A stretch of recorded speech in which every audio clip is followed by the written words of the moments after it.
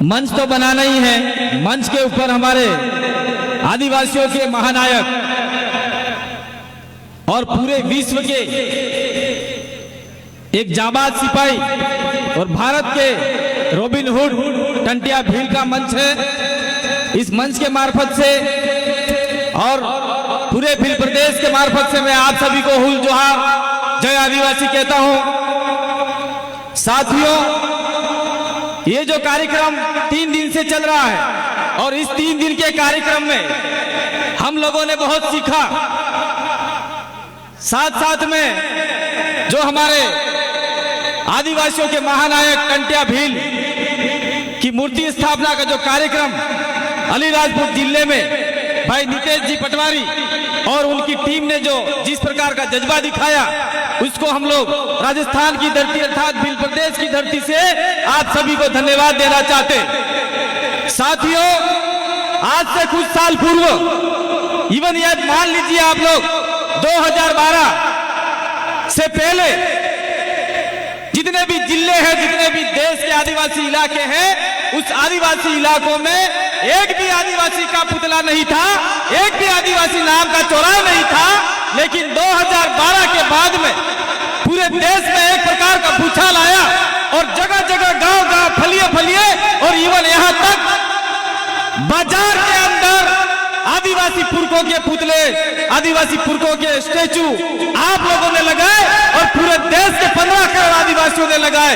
यह आदिवासी परिवार जैस और जितने भी आदिवासी सामाजिक संगठन है, उन सब की जीत है।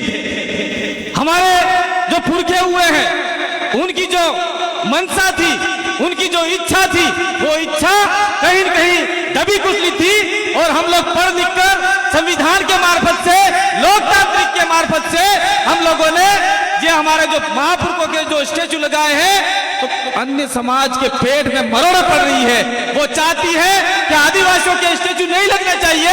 वो जिस प्रकार से हमारे पुरखों की पूजा करते आए थे, हमारे पुरखों की आराधना करते आए थे, हमारे पुरखों की गाथा गाते आए थे, ठीक उसी प्रकार से आने वाले आदिवासी भी गैर आदिवासी के महापुरुषों के पुतले की पूजा की करें। ये उन लोगों की मंशा थी। लेकिन यहाँ पे जय संगठन और आदिवासी परिवार और जितना भी हमारा मध्य प्रदेश, गुजरात, राजस्थान, महाराष्ट्र का इलाका है, उस इलाके के अंदर तमाम संगठनों ने एक प्रकार का कारनामा कर दिखाया जो हमारे महापुरुषों ने सपना पहले से देखा था। हम लोग देखते आए हैं। अभी हमारे मंच संचालन में मैं सिर्फ 10 मिनट ही बोलूंगा, ज्यादा समय नहीं लूंगा आपका। राजस्थान से आया हूं और कोई राजस्थान अलीराजपुर ये कोई अलग स्थान नहीं है। जितने आदिवासी अलीराजपुर में है, उससे ज्यादा आदिवासी डूंगरपुर में है और उससे भी ज्यादा आदिवासी पूरे भील प्रदेश में है। इसलिए हम लोग सिर्फ मात्र टंटिया भील का मूर्ति लगाकर और हम लोग खुश हो जाएंगे, ताली बजा लेंगे। लेकिन टंटिया भील की जीवन की जो गाथा है, जीवन का जो इतिहास है, वो इतिहास पूरी तरीके से किताबों में छापा नहीं गया। छापा गया तो किसी आदिवासी ने नहीं छापा, किसी अन्य ने छापा। तो जो मूल जानकारी है, वो जानकारी अभी तक हमारे पास पहुंची नहीं है। मैं कुछ समय पहले टंटिया भील का एक किताब पढ़ रहा था। उस किताब के अंदर मैंने पढ़ा कि टंटिया भील के जो माता पिता थे, वो एक किसी सेठ साहूकार के वहां मजदूरी करके उसमें जमीन में आधा हिस्सेदारी करके अपना जीवन गुजारा करते थे। धीरे धीरे टंटिया भील बड़े हुए और उनके पिता ने कहा कि भाई, मैं आपका हल चला के थक गया हूं, मैं मेरी जमीन पे खेती करना चाहता हूं। तो जो आदमी था, जो उनके माता पिता को फ्री फोकट में मेहनत करवाना चाह रहा था, उसने कहा थोड़े समय के लिए रुक जाओ। फिर धीरे धीरे टंटिया भील जवान हुए और उनके पिताजी को न जाने किस प्रकार षड्यंत्र पूर्वक फंसाया गया और टंटिया भील ने उस सेठ साहूकार का हल चलाना चालू किया और बाद में टंटिया भील अलग होकर अपना स्वयं का खेती करना चाहते थे।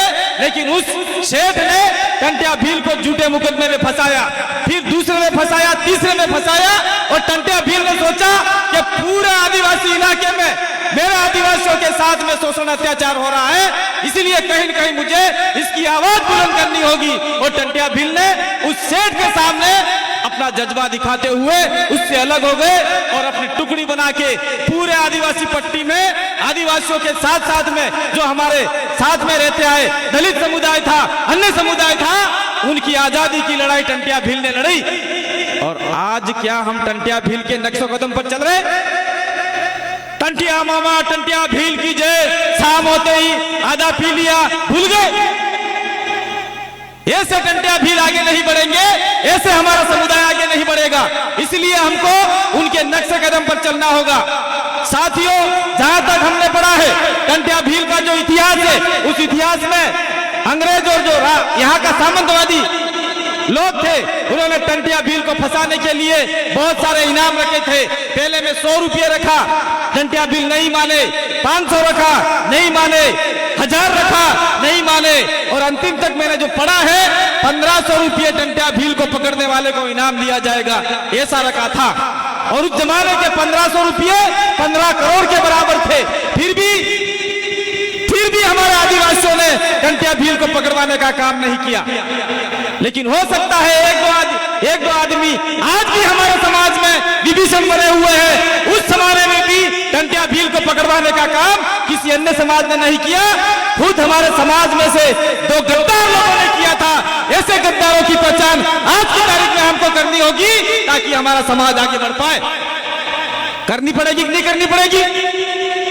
ठीक उसी प्रकार से बिरसा मुंडा का भी यही इतिहास है। मैं थोड़ा सा वापी साहब के मध्य प्रदेश के जो आजकल जो घटनाक्रम हो रहा है, उस घटनाक्रम पे 2 बातें रखना चाह रहा हूं। संचालक महोदय, मुझे थोड़ा सा माफ करना, क्योंकि हमारे आदिवासियों के साथ में ऐसा हो रहा है। अभी आप लोगों ने देखा होगा रतलाम के अंदर 1800 हेक्टेयर जमीन जो आदिवासियों की है, जो हजारों साल से आदिवासी जिस पे अपनी खेती, अपना कुआं है, अपनी बावड़ियां हैं, अपने जनावर हैं, खेत खलियान है, उसके ऊपर हजारों साल से हमारे पूर्वज खेती करते आए हैं।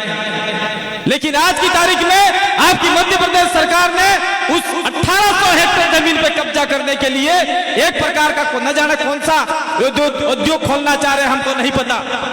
और वो लोग, हमने गए साल भी आपके इधर से भी बहुत सारे साथी आए थे मध्य प्रदेश के, आपके मध्य प्रदेश के, राजस्थान के, गुजरात के, रतलाम में बहुत बड़ा सभा हुआ था और हमने विरोध किया। लेकिन अभी हाल फिलहाल में 15 नवंबर बिरसा मुंडा जन्म जयंती के ऊपर वहां के आदिवासियों ने पैसा इकट्ठा किया था और पैसा इकट्ठा करके बिरसा मुंडा के स्टैचू लगा रहे थे। लेकिन उसी समय में एक विशेष पार्टी के लोग भी एक यात्रा निकाल रहे थे और वहां के आदिवासियों ने उनका विरोध नहीं किया था, और किया भी हो हमको नहीं पता। लेकिन उन लोगों को आज की तारीख में एमपी सरकार ने उनको जेल में डाल रखा है। जो आदिवासियों की आवाज उठाना चाहता है, उसको सरकारें, चाहे एमपी की हो, चाहे गुजरात की हो, चाहे मध्य प्रदेश की हो, सारे देश की सरकार आदिवासियों के ऊपर गंदी नजर से देख रही है आज की तारीख में। लेकिन हम लोग देखते आए हैं, अभी हमारे संचालक महोदय ने मना किया है, लेकिन मैं अपनी बात यहाँ कह के जाना चाहूंगा, क्योंकि वहां से आए हैं, सत्य बात सबको कड़वी लगती है। आज हम लोग देखते आए हैं, जब हम लोग जय आदिवासी, जय जोहार बोलते थे, तब हमारा विरोध होता था कि नहीं होता था? आज हम लोग देख रहे हैं, आपका देश का प्रधानमंत्री नरेंद्र मोदी भी आदिवासी इलाके में आकर सबको बोलता है जय जोहार, जय जोहार। नरेंद्र मोदी जी बोल रहे हैं।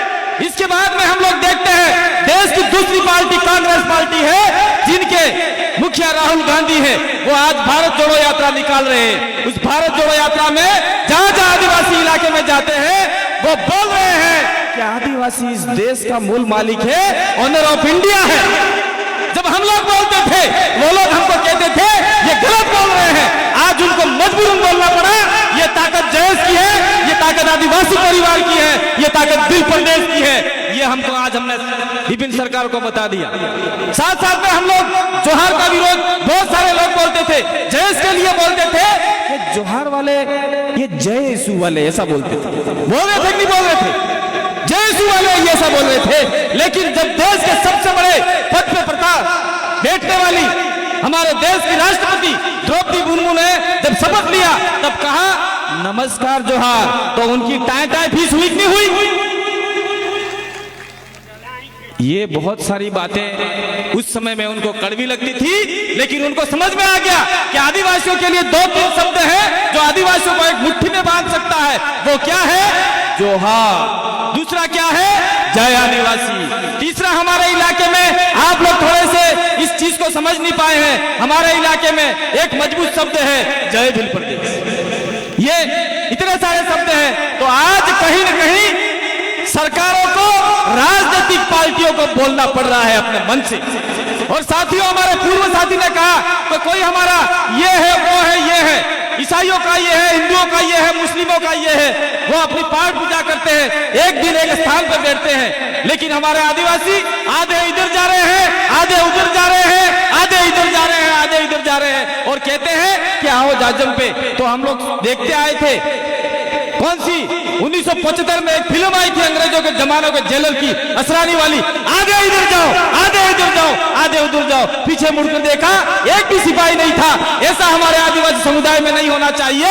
आधे उधर गए हैं, पकड़ के लाने हैं, आधे उधर गए हैं, पकड़ के लाने हैं, सारों को एक गर्दन पे बिठाना है। आने वाले समय में हमें हमारी 5वीं अनुसूची के लिए, हमारे पुरखों के लिए, हमारे विशेषाधिकार के लिए लड़ाई लड़नी है। और जो रतलाम के भाई जिन्होंने सरकार ने पकड़ रखा है, उसके लिए भी आपको जगह जगह एसडीएम कार्यालय पे ज्ञापन देने होंगे।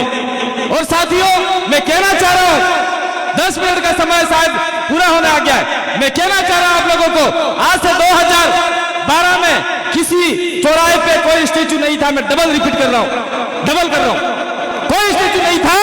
आज की तारीख में जितनी भी जेएस की सभा हुई, जितने भी आदिवासी परिवार के चिंतन शिविर हुए, उन चिंतन शिविर में हमने आह्वान किया था कि गांव-गांव, फलिए-फलिए, बाजार हो या मार्केट हो, वहां पे आदिवासी पुरखों के नाम का पत्रा आपको ठोकना है। आप लोग यहां से डूंगरपुर आ जाओ, उदयपुर चले जाओ, उदयपुर से लास्ट झारखंड चले जाओ, जो भी आदिवासी गांव है, उस गांव के हर तिराहे चौराहे पे बिरसा मुंडा चौराया, टंटिया भील चौराया, ये चौराया, ये चौराया। ये अचानक चमत्कार कैसे हुआ? ये चमत्कार नहीं हुआ, हमारे पुरखों की आवाज हमारे शरीर में दबी हुई थी, वो निकल के आपके बीच में आ गई। मैं धन्यवाद देना चाहता हूँ। मैं और भी और बात कहना चाहता हूँ, जिस प्रकार से टंटिया भील का आपने यहाँ स्टेचू लगाया है, तो आने वाले समय में आप लोग ये देख लीजिए, ये अलीराजपुर जिला है, वो अलीराजपुर चिट्ठी पूरी हो गई। अलीराजपुर जिला किसी और का नहीं है। अलीराजपुर जिले में आलिया भील का स्टेचू होना चाहिए, ये आप लोगों को करना होगा। झाबुआ के अंदर जम्बू भील का स्टेचू होना चाहिए, ये आपको करना होगा। चिट्ठी हो, समय पूरा हो गया। हम इतनी दूर से आए थे, आपने मंच दिया, इसलिए मैं यहाँ जो मूर्ति स्थापना वाले जो आयोजन टीम है, उनको बहुत बहुत धन्यवाद देना चाहता हूँ। और आने वाले समय में बहुत बड़े कार्यक्रम होंगे, वहां हमको ज्यादा समय मिलेगा तो और ज्यादा बात बताएंगे। आप सभी ने मेरी बात को सुना, इसी आशा विश्वास के साथ में धन्यवाद। जोहार, जय आदिवासी, जय भील प्रदेश, बोलो टंटिया भील।